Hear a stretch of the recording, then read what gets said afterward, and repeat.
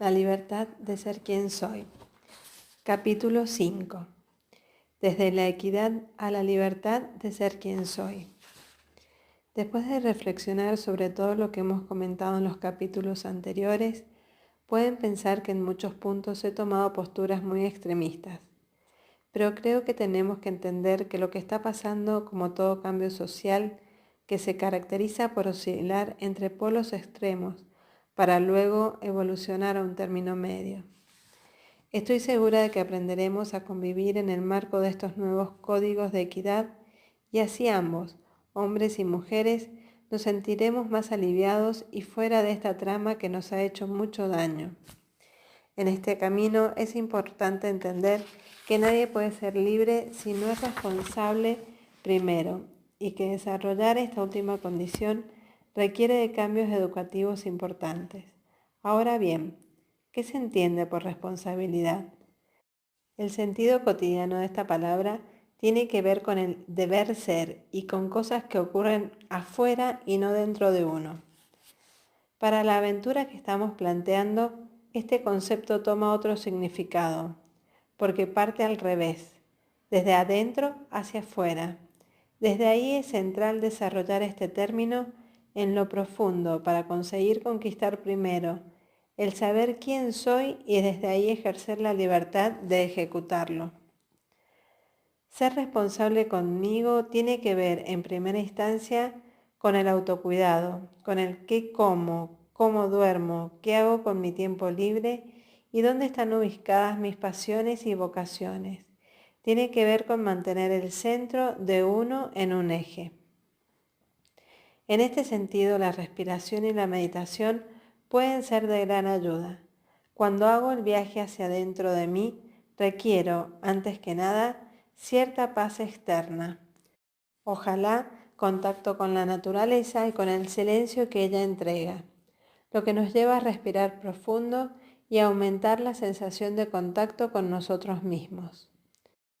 Una vez establecido ese contacto, que por supuesto puede ser hecho en tu habitación o caminando por la calle, comienza el segundo proceso, y es que en forma espontánea, a la par con tu respiración, empezarán a aparecer imágenes en tu cabeza y sensaciones en tu cuerpo, desde donde se abrirá la hermosa instancia de hacernos preguntas. Algunas de ellas serán simples, otras complejas, y en muchos casos te darán miedo las respuestas. Ese temor, ocasionalmente, te podrá llevar a negar esas reflexiones, mientras que otras veces te invitará a hacerte cargo y avanzar. En muchas columnas que he escrito he mencionado que todos los cambios en la vida requieren solo un segundo de coraje. Ese segundo puede ser el punto de quiebre de tu vida para abandonar el sufrimiento y comenzar a ejercer la tremenda responsabilidad de ser tú mismo o tú misma. En este instante recuerdo con emoción varios de esos segundos de coraje de tantos y tantas, y los míos propios. El ejercicio de las preguntas debe ser diario y constante, ya que los desafíos de la vida te ubican muchas veces en ese no saber qué hacer, y desde ahí hay que estar permanentemente renaciendo. Todos los días somos iguales y distintos a la vez, y cuando se tiene conciencia de ello es cuando se avanza. En un libro que me acompañó en esta aventura se nombran ciertos derechos que tenemos las personas que calzan tan bien con todo lo investigado que lo quiero compartir con ustedes. El libro se titula Autohipnosis, entrene su mente, y su autor es Paul Anwandter. En él, el autor plantea que los seres humanos tenemos ciertos derechos que a veces olvidamos, con lo que nos hacemos mucho daño y perdemos libertad. Después de esta investigación, humildemente podría agregar que estos derechos pueden ser también obligaciones a trabajar si es que queremos ser responsables con nosotras o nosotros mismos, mismas, y no como el sistema nos enseña a hacerlo. Uno de estos derechos es a ser imperfectos y tomar conciencia profunda de esto para recuperar humanidad y cercanía con los otros y con el concepto más profundo y verdadero de fragilidad humana. Esto nos ayuda a desarrollar la empatía y la capacidad de aceptación de los otros y de nosotros mismos.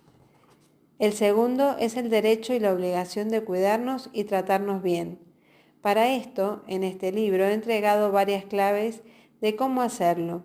Los que quieren reforzar este punto pueden leer mis libros Lecciones de Seducción y Oídos Sordos. También está el derecho a no competir y ser cada uno nuestra propia referencia, sin mandatos externos ni tanta convención social o religiosa. Actuando con amor y respeto, esto es posible de conseguir. Uno de los derechos que más nos gustó tanto a mí como a quienes participaron de los talleres fue el derecho a dudar y a contradecirnos. Se plantea que en la vida uno de los grandes desafíos de las personas es llegar a ser seguras, y esta seguridad parece ser incompatible con dudar y contradecirse, más aún con cambiar de opinión.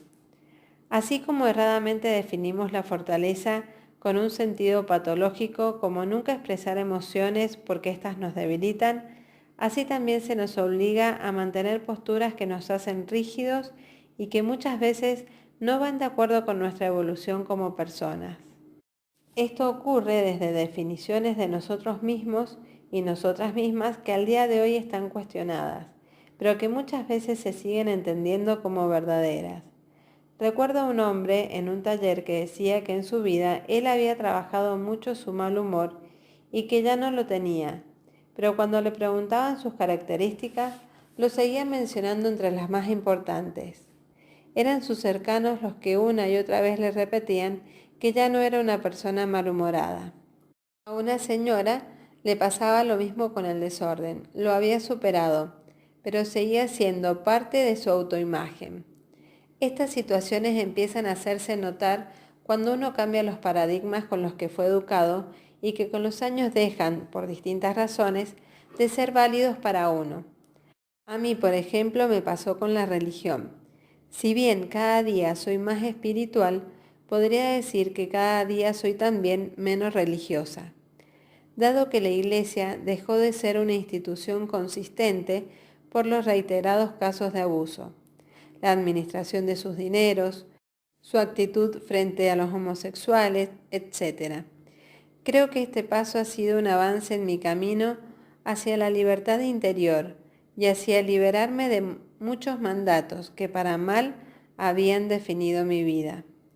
Esto se los cuento porque parece ser que el camino de la libertad a ser quienes somos pasa en primer lugar por tomar conciencia de los mandatos y aprendizajes que nos han marcado desde niños o niñas, para desde ahí ir uno por uno poniéndolos en duda y así desprogramar todo aquello que nos limite nuestra capacidad de amar, de tener paz y de ejercer nuestra libertad con responsabilidad.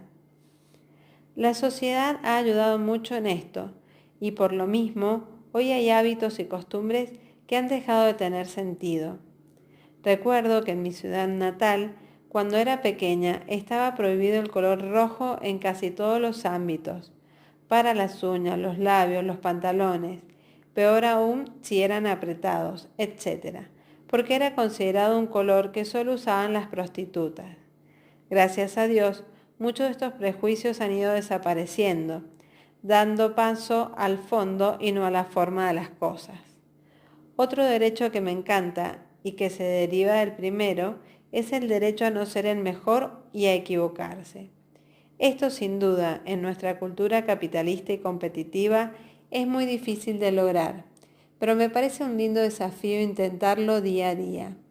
Por eso creo que es fundamental entender que el fracaso no existe, solo existe el aprendizaje y que nuestra conducta como alumnos y alumnas de la vida aparece como requisito para poder vivir las cosas dolorosas con calma y agradecimiento. Hay una idea que me encanta y es que el dolor, la rabia, una enfermedad, un duelo, etc., son bendiciones disfrazadas para que juguemos, al igual que las escondidas, para descubrir cuál es su misterio. Otro derecho que me hace sentido y el cual defiendo a ultranzas es el derecho a decir permanentemente lo que siento, lo que incluye también el derecho a llorar, a reír, a tener miedo y rabia. Esto por supuesto incluye el derecho a estar triste y no contento, todo el tiempo. Todos estos derechos descritos por Paul Anwandter se enmarcan en uno mayor, que es el centro de este estudio y que tiene que ver con ser como eres sin esperar la aprobación de los demás. Lo importante es estar centrado, ser honesto con uno mismo y desde ahí aceptar que no a todos y a todas les gustará lo que hagas, digas o pienses. Esto no va de la mano con la indolencia y con que no nos importe la opinión de nadie más, sino con que uno tiene que seleccionar, y en este mundo con pinza, a quién tenemos como referente. Un lugar terrible donde ocurre esto son las redes sociales, donde no hay que hacer muchas de las cosas que hacemos para agradar a los demás y tener su aprobación. Si no incomodamos ni decimos que no, dejando de ser lo que somos para que el resto esté contento, seguramente causaremos una buena impresión en los demás. Al mismo tiempo, estaremos perdiendo libertad interior y llenándonos de miedo y culpa, dos de los integrantes que se necesitan para dejar de ser nosotros mismos. El compararnos con otros también apareció en los talleres como un impedimento en el camino de la libertad.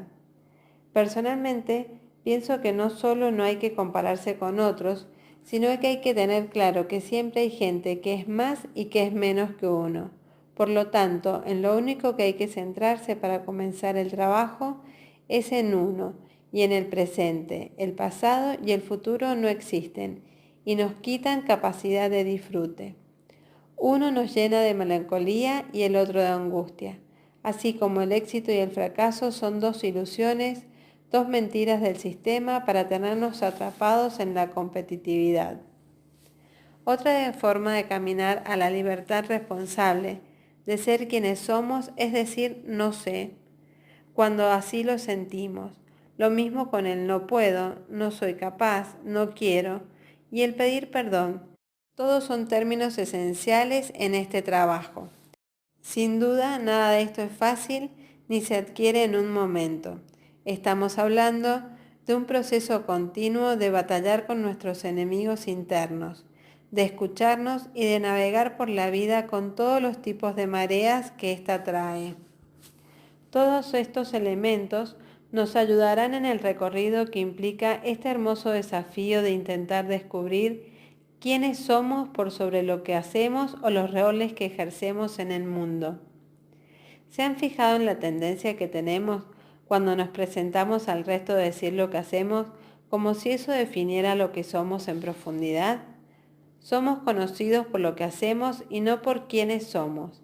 Además, eso que hacemos solo tiene que ver con nuestros logros cognitivos y no con lo humano o lo emocional, que nos define mucho más. Entonces nació un ser humano, varón o hembra, que a lo largo de su vida tendrá que definir una identidad sexual que le haga sentido y que en muchos casos tendrá que defender enfrentando prejuicios y miedos. Aquí los heterosexuales se la llevan más fácil, el resto tendrá que batallarlo. Ese ser humano tendrá que vencer miedos y culpas por no ser aprobado, y paulatinamente y con el apoyo de su familia tendrá que asumir los riesgos que le llevarán a probarse para así reafirmar su individualidad, sin perder la capacidad de convivir en el sistema que lo educó. Es loco, pero llego a concluir algo que me dijo una mujer en uno de los encuentros que tuve en el marco de una investigación. Y es que la vida tiene dos energías que mueven todo nuestro mundo y marcan nuestras decisiones: el amor y el miedo. Da la sensación de que la que escojamos será el resultado que tendremos en el ejercicio de nuestra libertad responsable. Estamos por terminar esta aventura, en la que llevo casi 5 años de estudio y que me ha permitido escuchar a tantos y tantas para poder compartirlo con ustedes en la intimidad de sus corazones. Veremos en el próximo capítulo qué conclusiones podemos sacar de esta caminata, si es que se puede sacar alguna, porque tengo la misma sensación al escribir que cuando terminaba algún encuentro. Aquí hay más preguntas que respuestas, más puentes que caminos y más curvas que líneas rectas.